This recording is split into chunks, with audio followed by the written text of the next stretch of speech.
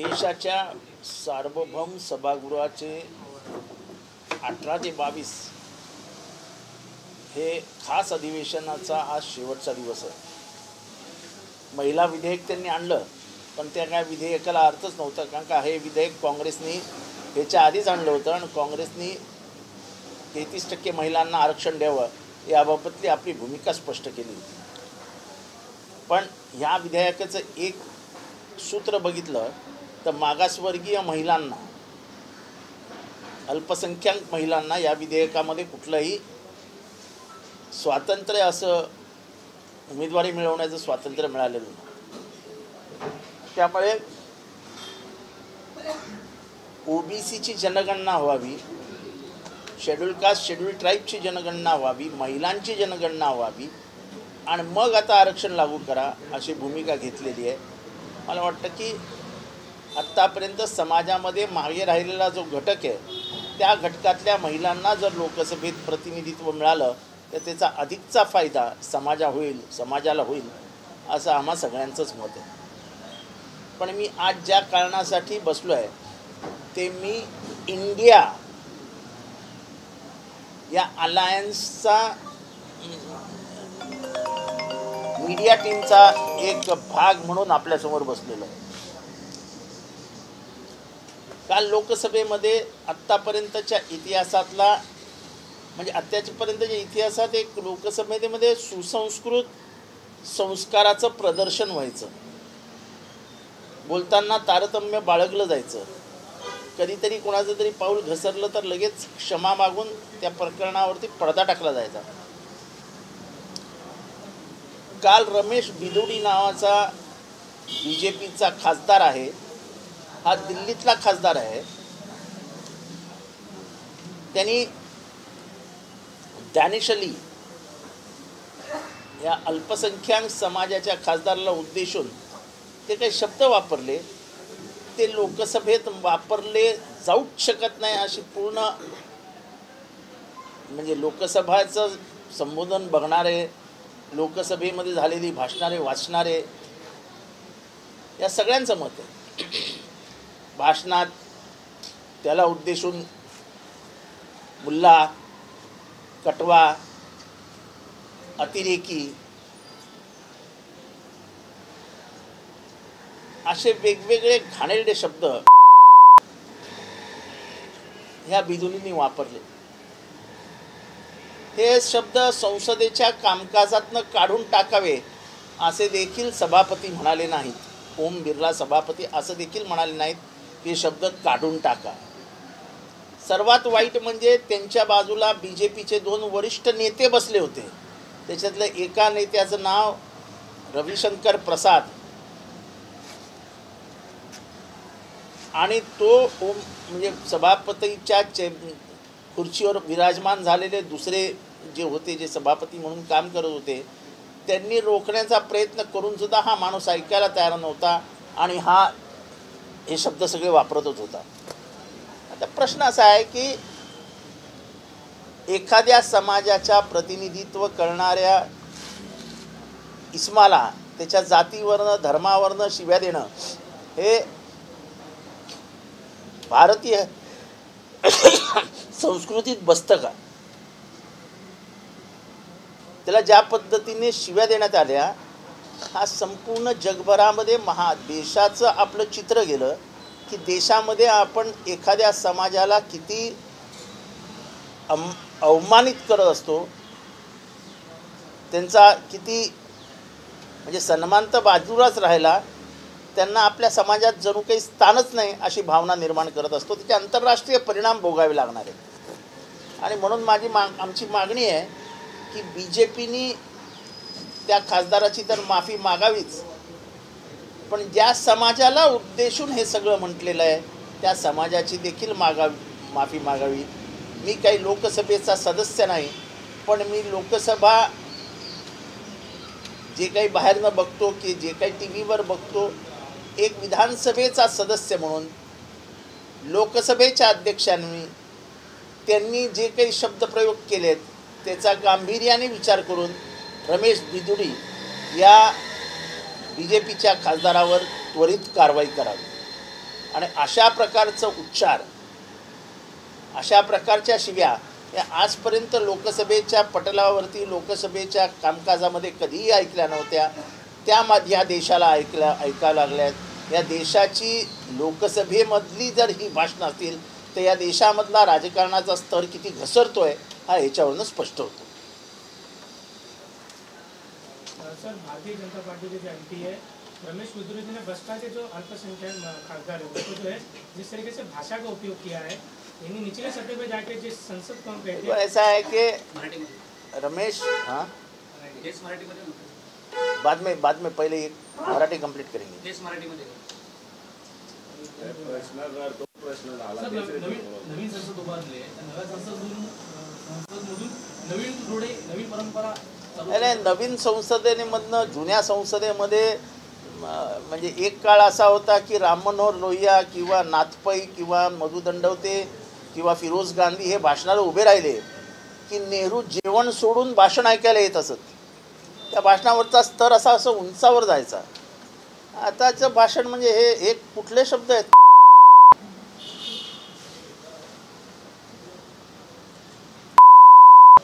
कुठले शब्द आहेत, अतिरेकी. म्हणजेच तुम्ही एखाद्या धर्माला सामुदायिकरित्या असे शब्द त्यांच्याबद्दल उच्चारणं, त्या समाजाची माफी मागायला पाहिजे.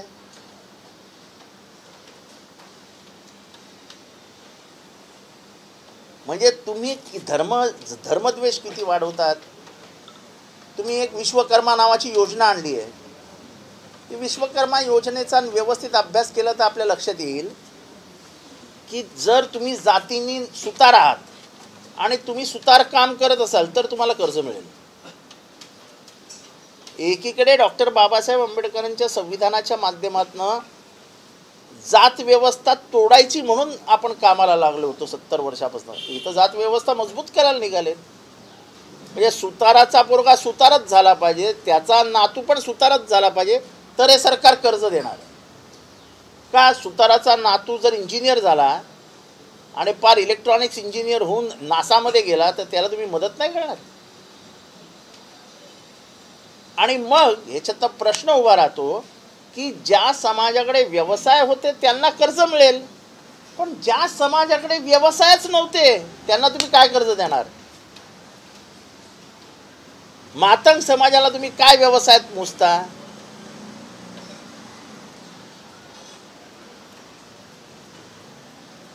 इथला जो सर्वात पिछडा म्हणून ज्याला आपण म्हणतो, अतिपिछडा, ज्याला इंग्लिशमध्ये आउटकास्ट म्हणतात, ज्याच्यावरनं खरं अस्पृश्य आणि स्पृश्य तयार झाले, जे शेवटच्या घटकातले अस्पृश्य आहेत, ज्यांना व्यवसायच नाही आहेत, जे डोक्यावरनं मैला साफ करायचे त्यांचा व्यवसायच नाही. मग ते जर त्या घरात असतील आणि आजही गटार आणि नाले साफ करायचं असतील तर त्यांना तुम्ही काय कर्ज देणार. म्हणजे त्यांनी त्या ह्याच्यातच राहायचं, त्यांनी इंजिनियर वगैरे व्हायचं नाही, डॉक्टर वगैरे व्हायचं नाही. पंतप्रधानांच्या नावाने अशी स्कीम येऊच कशी शकते जी इतका जातीला बांधणारी स्कीम आहे. जाती मोकळ्या झाल्या पाहिजेत, जाती शिकल्या पाहिजेत, शिकून त्या पुढे गेल्या पाहिजेत. हा डॉक्टर बाबासाहेब आंबेडकरांचा संविधानिक विचार होता. त्या संविधानिक विचारालाच हळताळ पाडण्याचं काम केलेलं आहे. म्हणजे एकीकडे तुम्ही मुसलमानांना लोकसभेमधनं शिव्या देणार, एकीकडे दलितांना आणि ओबीसी समाजाला व्यवसायामध्ये गुंतवून ठेवणार. म्हणजे तुम्हाला जातव्यवस्था आणि धर्मव्यवस्था मजबूत करायची आहे. सर, काय म्हणा की ज्या पद्धतीने आपण म्हणतो की स्तर खालावत चाललाय संसदेमधला, म्हणजे सभापतींच्या समोर शिवीगाळ करून देखील सभापती कामकाजातून काढले जात नाही, हे सगळं ठरवून होते असं मला असं आहे की ठरवून झाल्याशिवाय होतच नाही ना. म्हणजे तो नंतरच त्याला बसवायला पाहिजे होता. तो जेव्हा पहिल्यांदा तेव्हाच त्याला बसवायला पाहिजे होता. मला आश्चर्य वाटतं रघुवीर म्हणजे ते रघुवीर प्रसाद जे आहेत, रविशंकर प्रसाद, जे एकेकाळी काँग्रेस BJPचे प्रवक्ते होते, तिथे ते शांत बसून हसतात आणि तशी चित्र आहेत. मी आत्ता तुम्हाला माझ्या व्हिडिओ ह्याच्यात आहेत ती चित्र.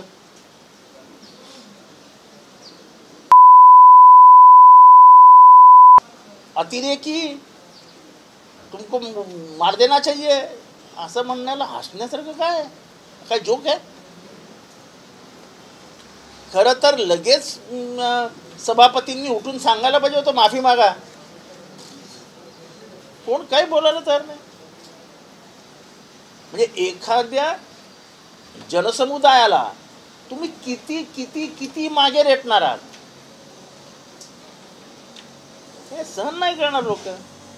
का सहन करायचा? मी तुमच्यापैकी एक म्हटलं होतं तुम्ही सहन कराल? तुम्ही अख्खे सगळं पत्रकार माझ्या अंगावर याल की नाही येणार? आणि ठीक आहे, रस्त्यावरचं भांडण आपण समजू शकतो. लोकसभेमध्ये अख्खं जग बघते तुमचं लोकसभा.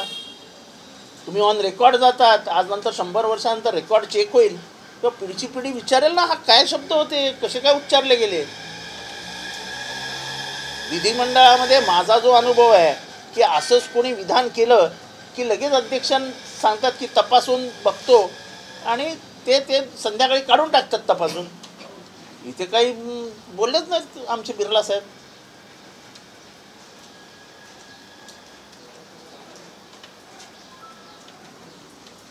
सर हिंदी में जानना चाहेंगे, भारतीय जनता पार्टी के जो एमपी है रघुवीर बिधूरी, जिसने जिस तरीके से रमेश बिधूरी जिस तरीके से बसपा के जो डैनिश अली उनके खिलाफ जो शब्द का उपयोग किया है भरी संसद में, जिस तरीके से देखो ऐसा है कि बहुत शर्मनाक चीज़ है. बीजेपी के एक एमपी रमेश बिधूरी जो दिल्ली से आते हैं वो बड़े महफिल में जाके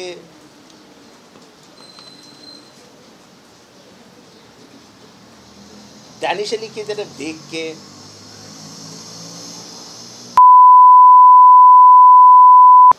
अतिरेकी, आतंकवादी, मुल्ला, इन सब शब्दों का इस्तेमाल करता है. मुझे समझ में नहीं आता है कि उनके बाजू में 2 बड़े नेता बैठे थे.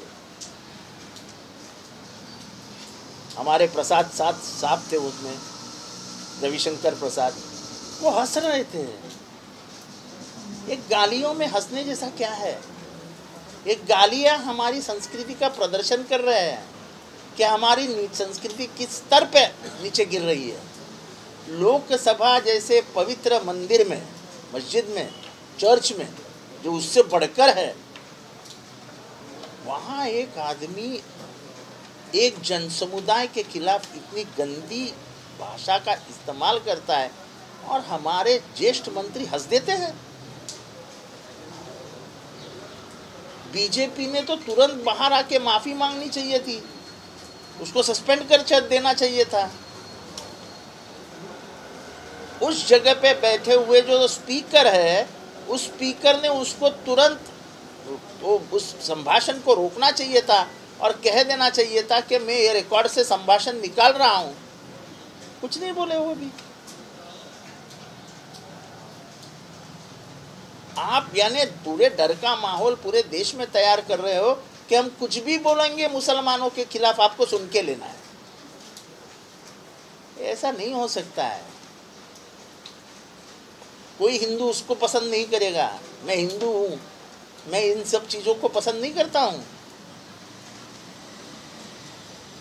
तुम किसी के मुल्ला बोल के, अतिरेकी बोल के क्या साबित करना चाहते हो? तुम क्या बाप हो, क्या मालिक हो क्या इस देश के?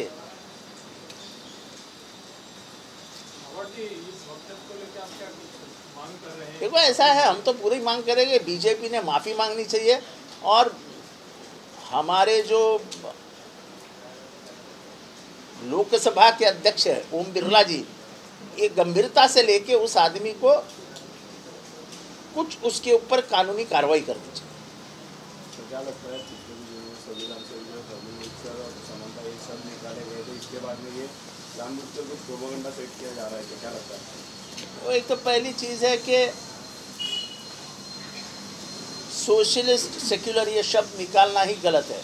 वो संविधान का अहम हिस्सा है और वो हिस्सा ऐसे ही निकाल देना ये संविधान का ही नहीं अपमान बल्कि लोकसभा का भी अपमान है कि बिना लोकसभा के इजाज़त के आपको संविधान का एक कॉमा भी नहीं बदल सकते आप. आप पूर्णविराम भी नहीं बदल सकते हो। तो ये कैसे क्या बदला गया? ये जानबूझ के बदल रहे हैं, जानबूझ के इस देश का माहौल ख़राब करने की कोशिश कर रहे हैं। और उसमें सबसे आगे हमारे बीजेपी के कुछ लोग हैं, जैसे रमेश बिधूरी जैसे, जो इस देश का पूरा माहौल ख़राब कर डालेंगे। सर, समाजवादी पार्टी के जो पूर्व सांसद थे आजम खान ने जिस तरीके से संसद में महिला सभापति को जब कहा था, तो उस दौरान भारतीय जनता पार्टी के सारे खासदार जो उनके संसद रद्द करने की मांग कर रहे थे। अब रमेश बिधूरी ने जिस तरीके से कहा है, अब तक कोई कार्रवाई नहीं हुई। देखो, मैं तो मांग कर रहा हूँ, मैंने पहली बार मांग रखी है कि उनको कड़क सजा होनी चाहिए। मुझे मालूम नहीं अभी दिल्ली में क्या हो रहा है, सब दिल्ली में बैठे हैं, लेकिन हम इंडिया की तरफ से इसका कड़ी शब्दों में इसकी निंदा करते हैं। और हम अपील करेंगे राष्ट्रपति महोदय से और हमारे ओम बिरला साहब से, जो अध्यक्ष बने बैठे हैं लोकसभा के, कि इस आदमी को लोकसभा में रहने के लायक नहीं है। ये आदमी इतने पूरे स्तर को गिरा दिया है, भारत की पूरी बेइज्जती दुनिया भर हो गई। प्रधानमंत्री ने कहा है कि जो पहले बिल को खड़ा करते थे महिला आरक्षण का, आज वो एक साथ आकर बिल का समर्थन कर रहे हैं। देखो, ऐसा है कि जो फाड़ा करते थे नहीं मालूम किसी ने फाड़ा, वो नहीं मालूम, लेकिन ये बिल लाया तो कांग्रेस नहीं था ना, पास तो कांग्रेस नहीं करवाया था ना, और उससे सबसे ज़्यादा विरोध बीजेपी ने किया ही था ना। महिला बिल आना ही नहीं चाहिए, ये सोच किसकी थी? ये बीजेपी की सोच थी। ये अच्छा है कि 9 साल में तुम्हारी सोच अच्छी हो गई और तुम बोले कि नहीं महिलाओं को आरक्षण मिलना चाहिए, तो हम तुम्हारे साथ हैं। प्रधानमंत्री ने ऐसा भी कहा कि बहुमत वाली सरकार हो तो बड़े से बड़ा फैसला भी जो है आसानी से लिया जा सकता है। एक उदाहरण हमने आज दिखा दिया। उदाहरण क्या दिखाया? हमने समर्थन किया है ना, हमने कोई बहस की क्या? क्योंकि हम चाहते हैं कि जिस समुदाय, जिस जाति समुदाय, जिस जन समुदाय में 50% एक समाज का एक तबका है, उसको आरक्षण मिलना ही चाहिए, तब समाज आगे बढ़ेगा ना। महिलाओं का 50% हिस्सा है ही ना समाज के प्रतिनिधित्व में। सर, महाविकास आघाडी सरकार असताना देशात पुढे घटना घडली की आंदोलन होती, म्हणजे सरकारच्या विरोधामध्ये। आता एवढी मोठी घटना घडली, देशाच्या संसदेमध्ये एखाद्या खासदाराला असा अपमान बोललं गेलं, परंतु महाविकास आघाडीचा किंवा विरोधी पक्ष नसतील देशातला तेवढा आक्रमक होता दिसत नाही। नाही, आता हे कालच घडलेलं आहे, आता लोकांच्या निदर्शनास येत आहे आणि आम्ही लोकांच्या निदर्शनास आणून दिलेलं आहे। आज नंतर ह्याच्यावरती कोणी शांत बसणार नाही। हा प्रश्न हिंदू, मुसलमान, शीख, ईसाईचा नाही आहे, या देशामधली संस्कृती किती खालावते आहे। सर, शरद पवार गटाकडून एक आमदार आणि एक खासदार त्यांचं समर्थन अजित पवार गटाला दिलं जातं। अजून तशी कागद काय आम्ही तरी बघितलेली नाही। शरद पवार गट अपात्र करा अशी अजित पवारांनी मागणी केली। त्यांचा तो अधिकार करू शकतात ना। तर एकनाथ शिंदे मुख्यमंत्र्यांच्या बालेकिल्ल्यात आज इंडिया आघाडीची सभा आहे। कुठे? रोहित पवारांची सभा आहे, चांगलं आहे। तुम्ही जाणार आहेत का? हो, मी जाणार। तर सुरुवातीला नवीन लोकसभेमध्ये संविधानामधल्या काही शब्दांचा बदल करण्यात आला, त्यानंतर लगेच संविधानामध्ये शिवीगाळ करण्यात आली एखाद्या खासदाराला या संसदेमध्ये। तर या संसदेमध्ये आता असं सांगणार की नवीन संसद याचा पायंडा पाडला नसतो, म्हणजे नव्या संसदेमध्ये काय पायंडा पाडला? पहिला तर एखाद्या, म्हणजे पहिली गोष्ट म्हणजे संसदेच्या सर्वात महत्त्वाचं जे डॉक्युमेंट आहे संविधान, त्याच्यामध्येच बदल करण्यात आला। त्याच्यातला सर्वात मोठा शब्द धर्मनिरपेक्ष हा काढून टाकला गेला। अजून एका दिवसांनी काय बघायला मिळतं, ते एक खासदार उठतो आणि दुसऱ्या खासदाराला अतिशय खालच्या पातळीवरनं जाती धर्मावरनं शिव्या देतो। म्हणजे नव्या संसदेमध्ये काय येणार आहे? तर हे सगळं येणार आहे का? जुन्या संसदेमध्ये मावळणकर, फिरोज गांधी, राम मनोहर लोहिया, जगजीवन राम, हिम्मती नंदन बहुगुणा, टी कृष्णमाचारी, के कामराज, असे देशातनं विविध भागातनं आलेले खासदारांची भाषणं आहेत आणि पूर्ण देश ज्यांना समजत होता अशा लोकांची भाषणं आहेत। हे दिल्लीतला हा माणूस दानिश अली नावाच्या खासदाराला अशा प्रकारच्या शिव्या देतो। ह्या शिव्या शोभतात का एवढं मला प्रत्येकाने सांगावं विचार। दरेक राज्यातला होते आमदार आता तरी होणार आहे आणि त्यावर निर्णय पण घेणार आहे. मात्र त्यावरून भाजप आणि आपलं बच्चू कडू यांनी आक्रमक झाले म्हणजे की जर मुख्यमंत्री एकनाथ शिंदेना प्रधान काढला तर भाजपाला जे परिणाम भोगावे लागतील. आता ते काढणार आहेत की नाही हे बच्चू कडूंना कोणी सांगितलं असेल तर मला माहीत नाही, पण त्या 16 खासदारांच्या आमदारांच्या बाबतीत आम्हाला काय बोलायचं नाही, आम्हाला काय करायचं आहे. जी संस्कृती भाजपने रुजवली आहे ती मात्र महाराष्ट्राच्या राजकारणाला काळीमा फासणारी आणि महाराष्ट्राच्या राजकारणाला डबघाईत नेणारी आहे, एवढं मात्र निश्चित.